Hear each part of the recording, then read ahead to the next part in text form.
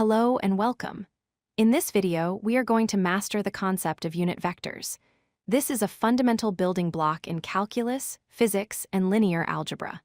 We will understand what they are, how to calculate them, and we will visualize the standard basis vectors, I and j.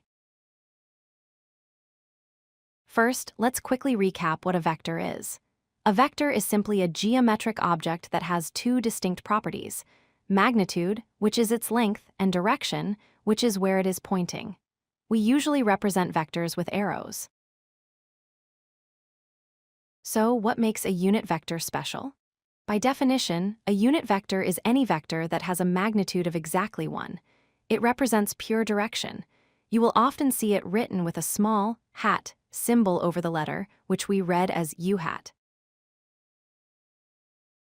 How do we turn a regular vector into a unit vector? We use a process called normalization. The formula is simple. Take your original vector v and divide it by its own magnitude. Since the magnitude is just a number representing length, dividing by it shrinks the vector down to a length of 1. Let's visualize this. Imagine you have a blue vector with a length of 3. To normalize it, we keep it pointing in the exact same direction, but we scale it down until its length is exactly 1. The resulting pink arrow is our unit vector. Now let's meet the two most famous unit vectors, I hat and j hat. These are called the standard basis vectors. I hat is the unit vector pointing in the positive x direction with components 1, 0. J hat points in the positive y direction with components 0, 1. When we place them on the Cartesian plane, I hat sits perfectly on the x-axis and j hat sits on the y-axis. They both start at the origin, 0, 0, and extend exactly 1 unit out. They are perpendicular to each other, forming the grid of our coordinate system. Why are I and j so useful?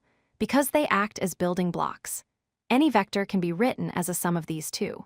For example, the vector 3i plus 2j means we go 3 units along the I direction and then 2 units along the j direction. Let's work through an example. Suppose we have a vector v with components 3 and 4. First, we find its magnitude using the distance formula, which gives us 5. Then, we divide the components 3 and 4 by 5. Our resulting unit vector is 0.6, 0.8. To wrap up, remember that unit vectors always have a length of 1. You calculate them by dividing a vector by its magnitude. And finally, I and j are the standard unit vectors that allow us to describe any direction in 2D space. If you like this video, hit that like button and don't forget to subscribe. Visit codelucky.com for more such useful content.